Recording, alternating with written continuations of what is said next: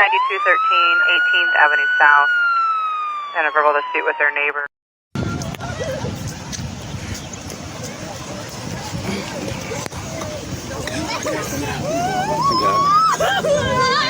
You got me fucked up!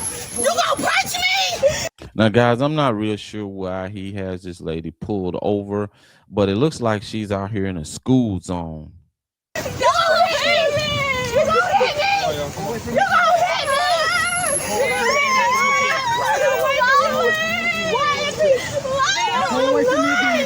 You got somebody else to call? No, please, please. What's the number? What's her number? What's her number? 707. Hey, are you hiding my arm? 707. You hiding me!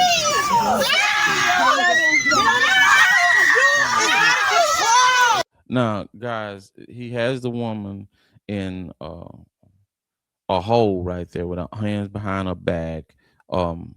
Is it necessary for him to throw this lady to the ground? I don't think so. He could have warned the ladies more than he did. I think a little bit more patience. And on top of that, I don't know how far his backup is, but he should have waited for backup.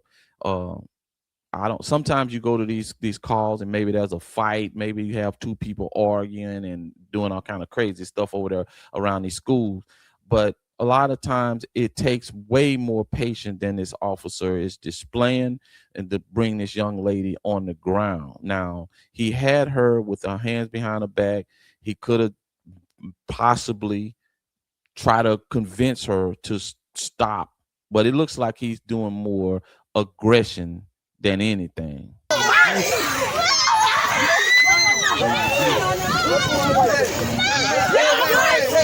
Now, without backup, he has to throw the lady on the ground, put her in some kind of partial chokehold, full Nelson. Now he's on the ground wrestling with the young lady.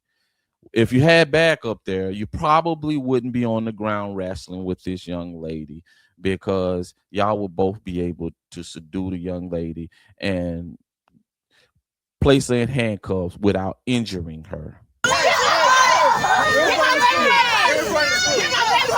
She's going to jail. Keep my purse.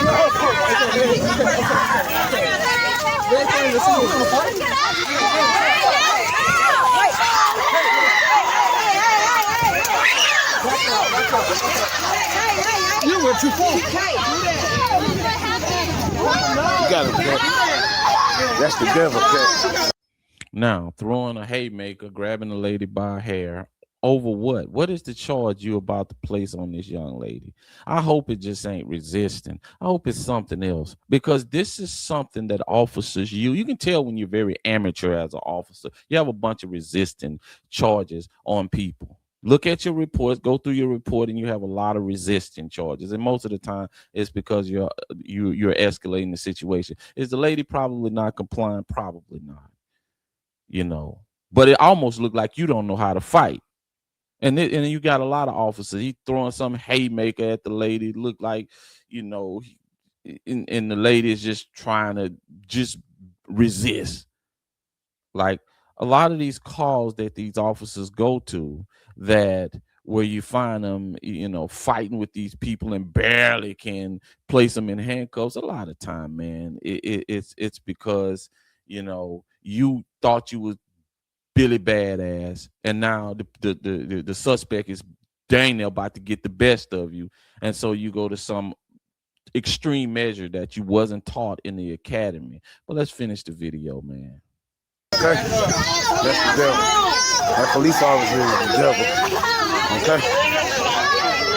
As you can see, he has his knee on the young lady's head. Now, I want to know what this young lady done at a school where she ends up on the ground with the police with his knee on her head. Now, we all got these family members, and I know that most of y'all have family members that, you know, they talk too much. They know everything. They want to be right about everything. They don't listen. They talk over you.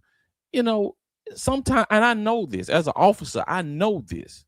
So a lot of times I'm gonna protect them from themselves, because I don't want to have to get into a scratching and a battle with them where I'm on the ground with my knee on their head, which that's not something I'm going to be doing unless it's just me or them. But I don't even want to place them in that situation. So that's why you would want to do de-escalation tactics. That's your best bet as an officer. That way you can protect them and they don't come up injured. You don't come up having to explain why you had to take some unorthodox measures in order to subdue the suspect. That's the devil. Hey, y'all, I gotta move this line. What the fuck is wrong with you? Get the fuck off of that lady. And as you can see, a lot of the people out there are yelling, "Get off the lady." And why are you doing this? Because these witnesses probably seen what happened. They probably seen that, you know what, you were being way more aggressive than you had to be as an officer. That's why these people are saying that. That's why they saying that, because you out here doing things that you ain't got no business doing, and the witnesses, that's witnesses now. Now, how you write it up in the report is one thing, but now it's a lot of videos out here where we can actually see what's going on, and people are filming what's going on. But as you can see, some of these officers don't care about the film because their department are allowing, or they're safe haven for these kind of officers. And he's breathing like a man, bro. Oh my God. You is wrong.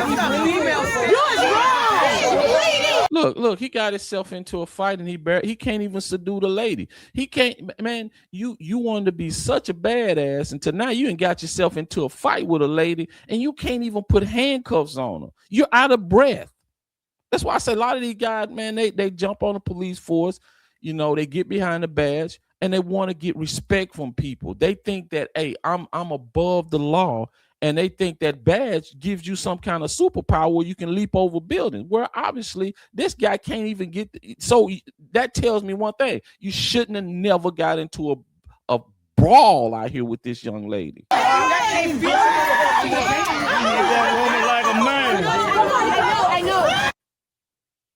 Yeah, this is where we at, man. This is exactly where we at with officers nowadays. Until, well, you know, everything is resisting. Everything is, they're not complying. That's why we need that. That's why every city should have a citizens review board, where officers can be held accountable. Because I can tell you right now, when I was an officer, I always wanted people to film me because I wanted them to see how good of an officer I was. I wanted them to say, okay, he was aggressive, but he had no choice but to be aggressive with that guy. He was aggressive, but he was safe. He was keeping the citizens safe, and he was keeping his other officers safe and himself safe. That's how I always wanted to be looked at. Man, I don't get nothing out of beating up on nobody.